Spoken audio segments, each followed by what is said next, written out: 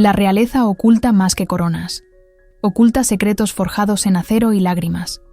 Y el secreto de la princesa Eleonora podría incendiar todo un reino. Año del Señor de 1284. Eleonora de Arentia, hija del rey Alaric IV, no parpadeaba. Sus ojos estaban fijos en el patio de la muerte, donde un joven de piel marcada y ojos ardientes era arrastrado con cadenas de hierro.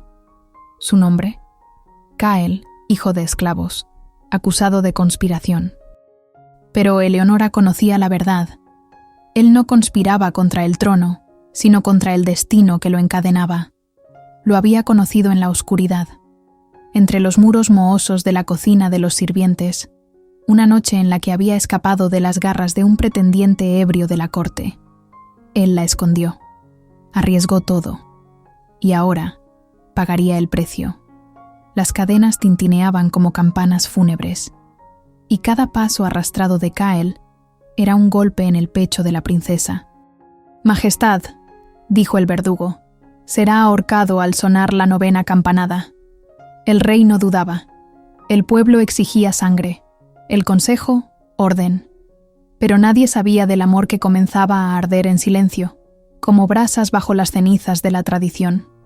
En la habitación oscura de la princesa, escondido bajo su cama, estaba el diario. Allí estaban escritas las noches, las conversaciones susurradas, los sueños compartidos, las cartas que nunca se atrevió a enviar. Si descubrían ese diario, la princesa no solo perdería la corona, perdería la cabeza. Entonces, hace lo impensable. Cuando suena la 8ª campanada, Eleonora se pone un manto de sirvienta, baja por los pasajes secretos de la torre y camina hacia el cadalso, ocultando una daga en sus ropas y una promesa en su pecho. Si él muere hoy, entonces que yo muera con él. Mientras el viento aúlla por los pasillos de piedra, otra trama se teje entre las sombras del poder. El hermano bastardo del rey, Lord Malric, acecha en la penumbra. Él conoce el amor prohibido y sabe cómo usarlo. Y mientras Cael se arrodilla bajo la horca, con la muerte en los ojos, una voz se alza entre la multitud. «Deténganse». Todos voltean. El verdugo duda.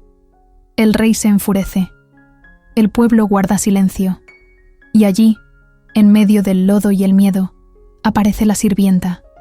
O mejor dicho, la princesa. «Este hombre es inocente», grita. «Y si es necesario que me condenen también». Cuando una princesa desafía la horca, la historia se reescribe con sangre.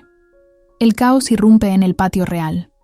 Guardias rodean a Eleonora mientras Cael es jalado hacia atrás, vivo por un hilo. El rey, tomado por la furia, ordena su arresto inmediato. Eleonora es encerrada en la torre oeste, donde reinas fueron enterradas vivas por traición siglos atrás. En la oscuridad, escribe más. Su diario ahora lleva una nueva misión: denunciar los horrores del sistema feudal, de las cadenas, del trono que exige silencio para mantener el orden. Y en los calabozos, Cael resiste la tortura, manteniendo en secreto lo que sabe. Escuchó conversaciones entre nobles y mercaderes que planeaban vender el reino a los aliados sajones. Mientras tanto, el pueblo empieza a murmurar. Esclavos se reúnen en silencio. Campesinos se rebelan contra los impuestos y las desapariciones misteriosas de mujeres llevadas a la fuerza al castillo. Una chispa nace en los callejones de Arentia. Lord Malric comienza a manipular el consejo real. Siembra la idea de que el rey está viejo y débil, que una princesa capaz de enamorarse de un esclavo podría destruir siglos de sangre pura. Propone una alianza con la iglesia para declarar a Eleonora hereje. En la celda, Cael conoce a Ismir, un monje renegado que lo ayuda a entender la política oculta del reino. Con Ismir, traza un plan: escapar, reunir a los líderes de las aldeas y organizar un consejo paralelo. Un nuevo orden social. Una nueva Arentia. Mientras tanto, Eleonora, en su celda, descubre que está embarazada, el fruto de un amor prohibido, y ese hijo podría ser la clave para unir las castas y derribar el régimen. Mientras la luna llena se alzaba sobre los techos de paja de Arentia, la sangre de un reino dividido corría en silencio. En las tabernas, en las cocinas de los sirvientes y en los corredores olvidados de las fortalezas, el nombre de Kael comenzaba a susurrarse como símbolo.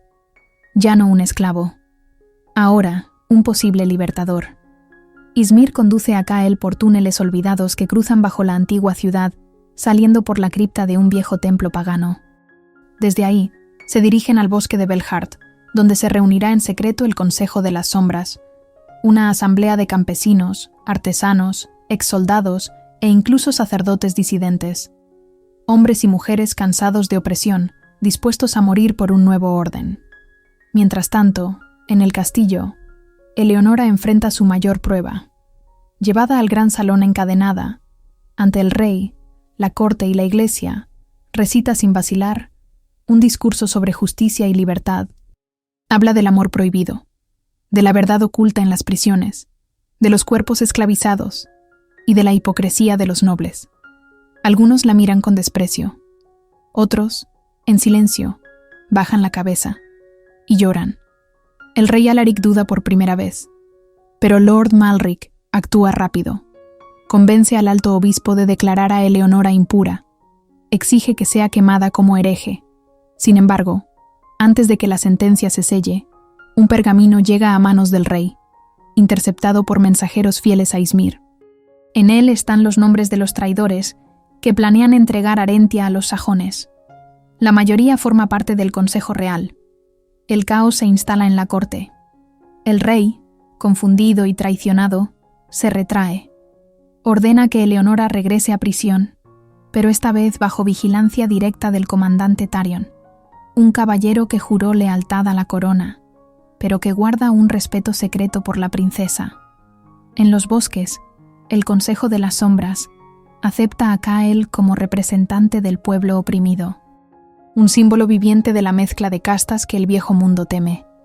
Jura no luchar por venganza, sino por reconstrucción. Propone invadir Norhelm no con armas, sino con el pueblo. Un asedio humano. Miles marchando juntos. Sin espadas, pero con voces.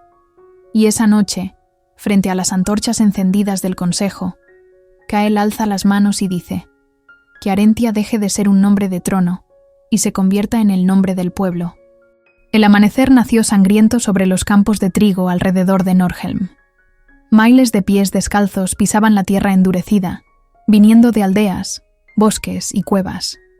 No había gritos, no había banderas, solo el silencio del pueblo que se negaba a arrodillarse.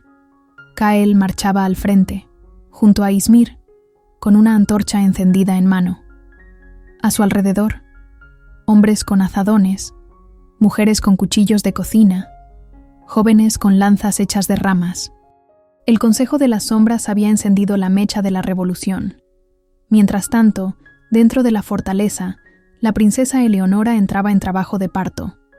Tarion, el comandante encargado de vigilarla, ignoraba las órdenes de Malric y convocaba a la curandera del castillo en secreto.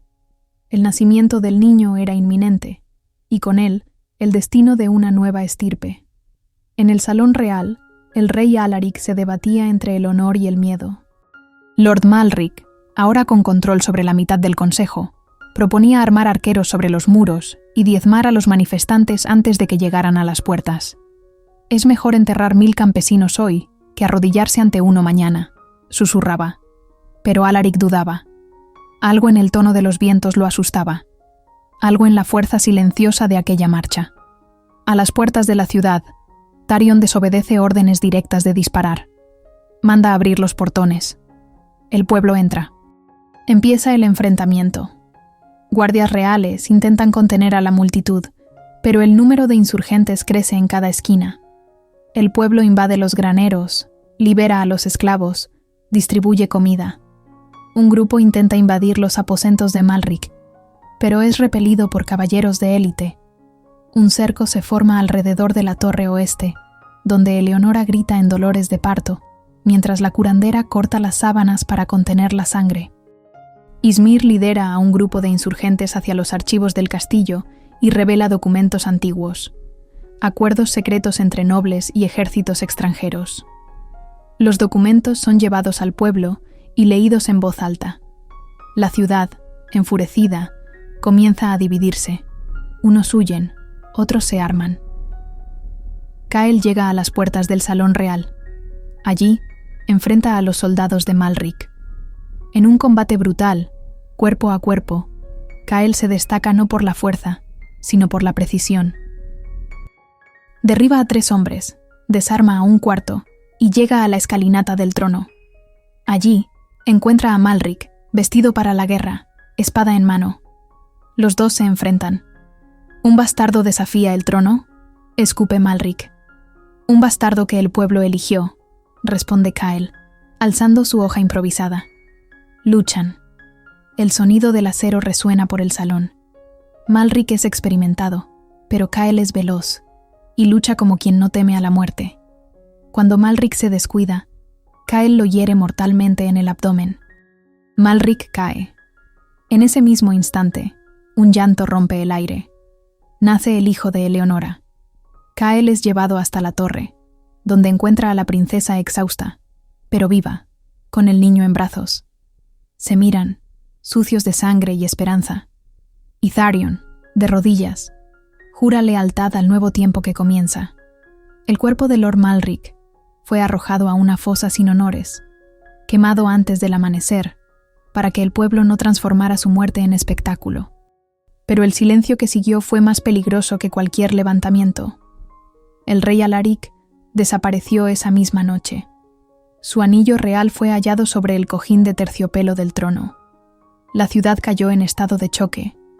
Kael, ahora visto como héroe por la plebe y como amenaza por la nobleza, fue instado a asumir el liderazgo. Pero él rechazaba el título de regente, prefiriendo reunir una asamblea mixta, formada por líderes campesinos, representantes de los gremios y nobles afines a la causa. Fue entonces cuando comenzaron los asesinatos. El primero fue un panadero de la asamblea, envenenado durante la cena. Después, un escriba del gremio de artesanos fue hallado con la garganta cortada en su habitación. En todos los casos, se dejaba una única marca, una pluma negra. Tharion sospechaba algo más profundo, una conspiración interna, remanente de los fieles a Malric, que buscaba sabotear la reconstrucción. Eleonora, aún debilitada tras el parto, observaba todo con el bebé al pecho. Percibía que algo se movía en los pasillos, algo antiguo. Viejos aliados del trono que jamás aceptarían a un bastardo y a una princesa como símbolo del nuevo reino. Entre ellos estaba Dama Selene, viuda de un varón aliado de Malric, maestra de las intrigas e influyente en el antiguo consejo. Disfrazada de consejera leal, usaba los corredores de la corte para sembrar mentiras. Decía que Kael planeaba asesinar a Alaric y que el bebé de Eleonora era fruto de magia negra. Ysmir advertía a Kael: «La espada no basta cuando el veneno se vierte en la mente del pueblo». Una noche, Kael casi fue asesinado en una emboscada en los pasillos del castillo. Escapó solo porque Tharion interceptó el golpe. ¿El agresor? Un guardia de élite, jurado a la familia real. Al día siguiente, las campanas doblaron. El cuerpo del rey Alaric fue encontrado flotando en el lago Negro, la corona desaparecida y sus ojos arrancados. Alguien quería borrar no solo al rey, sino también su linaje. La ciudad cayó en luto y furia. Estallaron disturbios entre quienes clamaban por el retorno de la monarquía tradicional y quienes exigían justicia popular. Kael y Eleonora estaban atrapados entre dos mundos, y en las sombras, Dama Selene convocaba a los antiguos caballeros de Malric para una nueva ofensiva. La plaza central de Nordhelm fue transformada en un altar improvisado. Allí, bajo el cielo gris y cargado, el pueblo reunido aguardaba la ceremonia que oficializaría a Kael como el nuevo líder del Consejo de Arentia. Él no sería rey, rehusaba coronas, pero sería el primer representante del pueblo en guiar los destinos del reino. Eleonora, aún pálida tras el parto, observaba desde el balcón de la torre oeste. Sostenía al hijo en brazos, envuelto en paños escarlata bordados con el escudo de la casa real y la flor de los campos de donde Kael provenía. Pero había tensión en el aire. Ysmir había advertido. Dama Selene no estaba presente en la ceremonia. Tharion, desconfiado, había duplicado la guardia alrededor de Eleonora y del niño. Kael subía los escalones de la tribuna cuando escuchó el primer chasquido seco, una ballesta disparada desde las sombras. El proyectil pasó rozando su hombro, alcanzando a uno de los portaestandartes. Estalló el caos. Una decena de figuras encapuchadas surgieron entre el pueblo, armadas con dagas y flechas. Era un golpe orquestado, pero el verdadero golpe no vino de las sombras. Vino de donde menos se esperaba. Tarion, el comandante fiel que había salvado a Kael en la emboscada, avanzó con su espada en alto. Pero en lugar de proteger a Kael, lo empujó desde la tribuna. «¡Por la sangre real!», gritó Tarion, y la hoja brilló en el aire. Eleonora, desde lo alto del balcón, gritó el nombre de Kael. El pueblo, en pánico, se dispersaba. Los consejeros intentaban huir. Flechas cruzaban los cielos. Dama Selene apareció montada en un caballo negro, liderando a caballeros encapuchados. La Guardia de los Susurros, una orden secreta creada por Malric años atrás, ahora renacida bajo su viuda. Kael, herido en el hombro, fue sostenido por Ysmir, quien lo arrastró hasta un callejón cercano. «Estaba con ella desde el principio», murmuró Kael, incrédulo. El golpe más doloroso no fue el acero, sino la traición de Tarion, a quien consideraba un hermano. Dentro de la torre, guardias leales a Selene invadieron los aposentos de Eleonora. Ella, desesperada, entregó al bebé a la curandera y empuñó una daga. Hirió a uno de los atacantes, pero fue dominada. Dama Selene entró, fría como el invierno. «Este bebé no verá el amanecer», declaró. «La estirpe de Malric renacerá, no la de los bastardos». Pero antes de que pudiera actuar, una flecha atravesó la ventana y se clavó en el pecho de Selene. Fue Ysmir. Desde el callejón, con la precisión de un guerrero ancestral, Selene cayó. Sus hombres vacilaron. El pueblo comenzaba a regresar, esta vez con furia en los ojos y armas improvisadas en las manos. Kael se puso en pie, ensangrentado, y gritó a la multitud: «Hoy intentaron matar nuestra esperanza, pero sigue viva. Está ahí, en los brazos de quien se atrevió a desafiar al mundo». La multitud aclamó. Con la muerte de Dama Selene y la traición revelada de Tarion, Eleonora asume temporalmente el liderazgo de Arentia, mientras Kael se recupera de sus heridas. Pero antes de que la sangre seque en las calles, llegan mensajeros a las murallas. Los reinos del norte, Dravon, Eredhal y Mirante, se niegan a reconocer el nuevo gobierno. Peor aún, marchan hacia Arentia con sus ejércitos. Los nobles sobrevivientes, acorralados, presionan a Eleonora para restaurar la monarquía plena. Quieren que se proclame reina, con o sin Kael. Ella se niega. En su lugar, convoca una misión diplomática, una caravana hacia el norte para negociar con los 3 reyes rebeldes. Contra todas las recomendaciones, decide ir personalmente.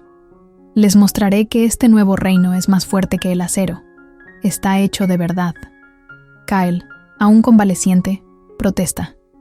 Pero Eleonora lo silencia con un beso y dice: «Tú me salvaste de la prisión. Ahora yo salvaré a nuestro pueblo de la guerra». La comitiva parte, llevando cartas de paz, pergaminos con la nueva constitución y una reliquia sagrada, el Códice de los Fundadores, robado por Malric años antes y ahora recuperado.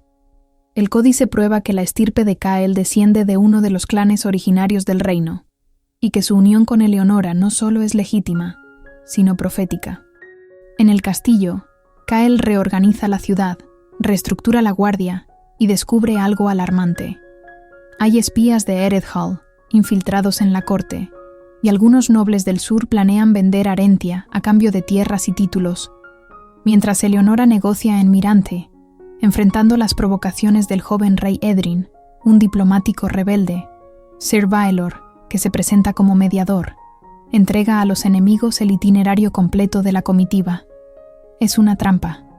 Durante un banquete en Dravon, flechas son disparadas desde los tejados. La comitiva es emboscada. Muchos mueren. Eleonora es capturada. La noticia llega a Kael, quien, con furia contenida, convoca al Consejo de las Sombras. Por primera vez, acepta una corona. No por gloria, sino por necesidad. Si quieren guerra, la tendrán, pero devolverán los huesos de sus reyes como respuesta.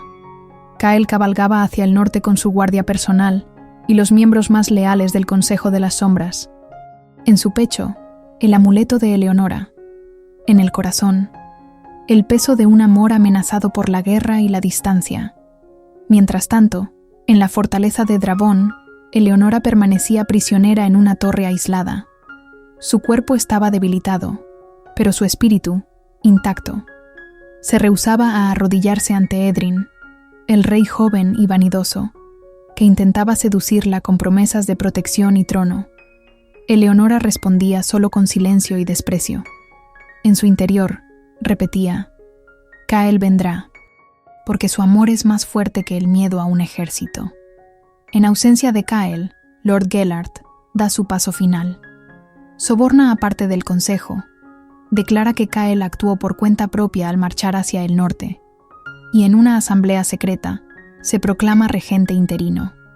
Cierra el palacio a los aliados de Kael e inicia una campaña de propaganda. Pinta a Kael como impulsivo, inestable y movido por pasión, no por razón. Ysmir, aún en Arentia, intenta alertar al pueblo, pero es perseguido por asesinos enmascarados. Escapa por poco y parte al encuentro de Kael. En el campo de batalla, Kael no solo enfrenta soldados, también enfrenta sus propias dudas. Cada noche, lee la carta no enviada para Eleonora. Y cada mañana, su guardia encuentra mensajes dejados por campesinos liberados pidiéndole que regrese, que no los abandone. Siente el dilema: ¿salvar a Eleonora o salvar al reino? Pero la respuesta llega con sangre. Durante un ataque sorpresa en los bosques de Eredhal, Kael y su guardia enfrentan a una fuerza 3 veces mayor. Vencen con estrategia y valentía. El pueblo local, impresionado, comienza a desertar y a unirse al ejército de Kael. La esperanza se reenciende. En el interior de la torre en Drabón, Eleonora engaña a sus captores y envía un mensaje escondido en una vela de cera. Kael, estoy viva.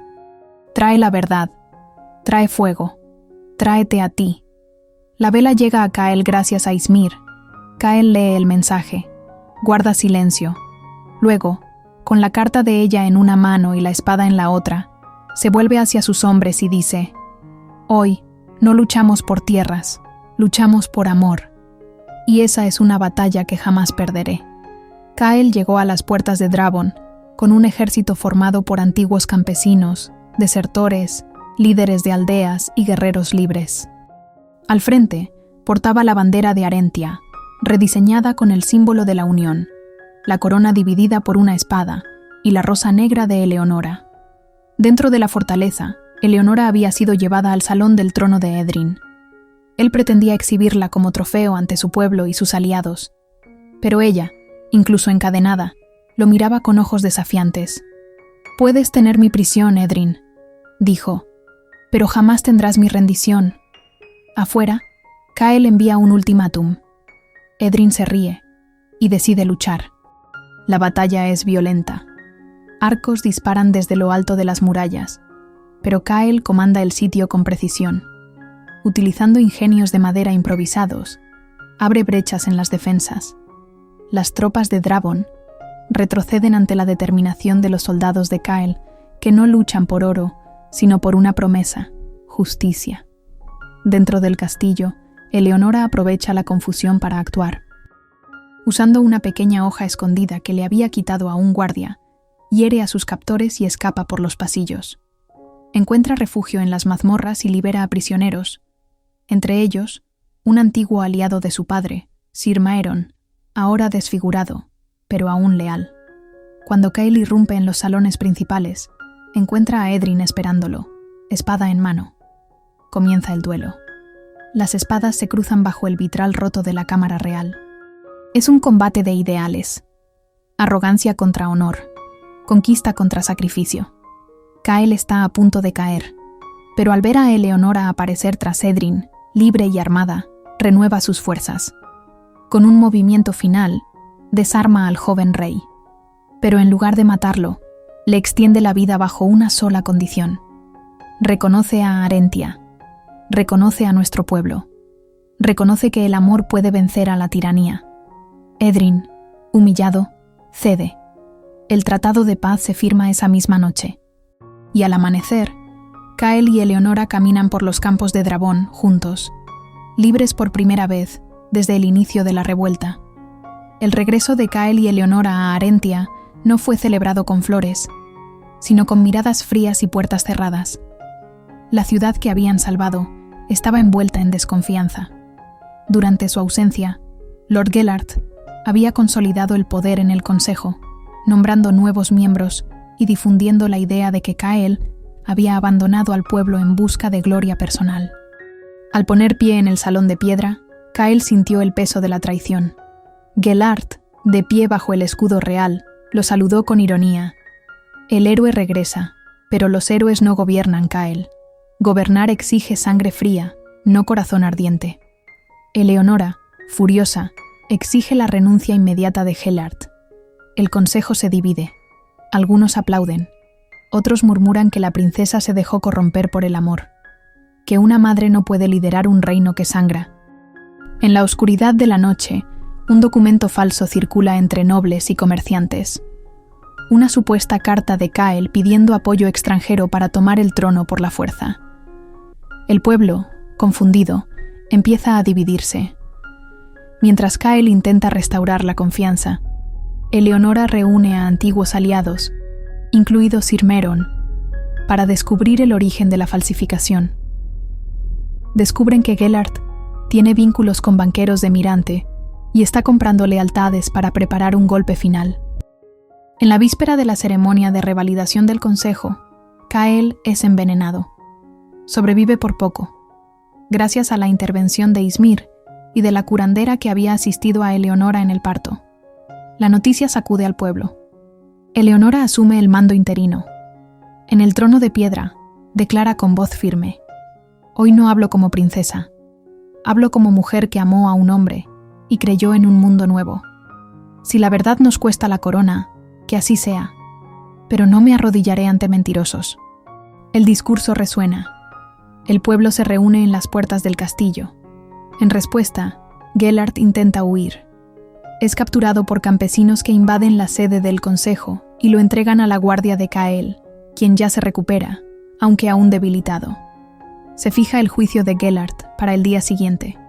Por primera vez, será el pueblo quien decida. Las plazas de Arentia estaban llenas de una multitud silenciosa. Era el día del juicio. Por primera vez en la historia del reino, el pueblo había sido convocado para decidir el destino de un noble de alta cuna. Gellert, encadenado, sucio y sin el manto púrpura, fue llevado a la antigua arena de gladiadores. La ironía no pasó desapercibida. Un símbolo de opresión se convertía ahora en escenario de justicia. Kael, de pie con dificultad, rechazó el trono ese día. Él y Eleonora permanecieron entre el pueblo, como jurados anónimos entre iguales. «Si el pueblo debe reinar, que también sea el pueblo quien condene», declaró. Ysmir leyó en voz alta los crímenes de Gellert: conspiración, traición, intento de asesinato, manipulación del consejo y alianza con fuerzas extranjeras. Gellert, altivo hasta el final, solo dijo: «Hice lo que era necesario. Me lo agradecerían cuando ya fuera demasiado tarde». Los rostros en la multitud eran diversos. Agricultores, herreros, madres con niños en brazos, soldados heridos por la guerra. Uno a uno, encendían antorchas y las colocaban frente al estrado. Era el voto de la tierra. Cuando se alzó la 100ª antorcha, el veredicto era claro. Eleonora sostenía con fuerza la mano de Kael. «Tú no eres rey por una corona. Eres rey porque elegiste compartir el poder». Él respondió solo: «Y tú eres más que una princesa. Eres la voz que hizo hablar a la piedra». Gellert fue condenado al exilio perpetuo, sin honor, sin nombre. Fue enviado a caballo hacia el extremo norte, donde ninguna bandera ondea.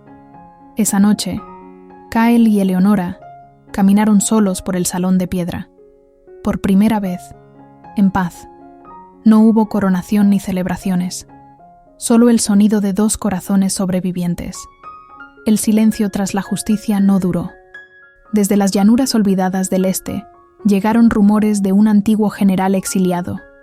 Barkán, el desollador de Kalmar, regresaba con un ejército de mercenarios y señores de la guerra que alguna vez sirvieron al rey Alaric. Entre sus filas, practicantes de cultos prohibidos, portando reliquias con inscripciones olvidadas. Kael, con el cuerpo cicatrizado y el corazón marcado, sabía que la paz recién conquistada sería puesta a prueba. Pero esta vez, Arentia no enfrentaría la amenaza con murallas ni espadas. La enfrentaría unida. Eleonora, ahora reconocida oficialmente como líder de la Asamblea Popular, organizó reuniones entre clanes fronterizos y antiguos rivales rendidos ante su integridad. Con su voz firme y ternura inquebrantable, reunió líderes que nunca se habían sentado en la misma mesa. En una ceremonia sencilla, en los jardines de la ciudadela, bajo el mismo roble donde se habían encontrado en secreto años atrás, Kael y Eleonora intercambiaron alianzas hechas de acero y cuero, símbolos de su origen humilde y fuerza forjada en el dolor. Allí, ante su pueblo, sellaron un compromiso no solo de amor, sino de gobierno conjunto. La princesa y el esclavo murmuraban en las calles. Derrotaron reyes, guerras y al destino mismo. Kael partió en expedición al este con una guardia de élite, jurando detener a Barkán antes de que llegara a las puertas de Arentia, pero no como rey, como el hombre que una vez fue encadenado y ahora lideraba libres. Eleonora se quedó, gobernando con sabiduría, criando al hijo de ambos bajo los pilares de la justicia y la libertad. En el horizonte, el cielo anunciaba tormenta, pero el pueblo de Arentia ya sabía, aún bajo cenizas, hay raíces que florecen. La guerra no duró semanas, sino un día y una noche. Kael, liderando con honor, enfrentó a Barkán en las llanuras rojas de Velarden. El desollador, símbolo de la tiranía del pasado, fue vencido no por la espada de Kael, sino por el ejército unido de pueblos antes separados. Campesinos, caballeros, exesclavos y nobles lucharon codo a codo. Barkán cayó ante todos, y con él, la última sombra del reinado de Alaric. Kael no alzó un grito de victoria, solo cayó de rodillas, mirando al cielo. La libertad lo había costado todo, y valió cada gota. Eleonora recibió la noticia en el gran salón del castillo. Sus lágrimas no eran de miedo, sino de alivio. Arentia estaba, por fin, libre, sin cadenas, sin corona impuesta, sin nombres más grandes que el pueblo. Meses después, ante una multitud reunida en los campos centrales de Nordhelm, Kael y Eleonora fueron proclamados líderes perpetuos del Consejo Unido de Arentia, sin títulos de realeza, pero con votos eternos del pueblo. La antigua corona fue derretida y transformada en espadas para proteger a los campesinos y en herramientas para reconstruir aldeas. Kael y Eleonora se casaron ante todos, en una ceremonia que unió no solo a 2 personas, sino a 2 épocas. El símbolo de su amor fue grabado en piedra, al pie de la nueva asamblea, una rosa negra entrelazada con un puño de acero. Y cuando su hijo fue presentado al pueblo, el nombre elegido no fue el de un antiguo rey, sino el de un sirviente que había muerto defendiendo a la princesa, muchos capítulos atrás, en honor a quienes no vivieron para ver la libertad. Así termina la historia de una princesa y de un esclavo. Pero comienza la leyenda de 2 corazones que se atrevieron a amar, y juntos cambiaron un reino.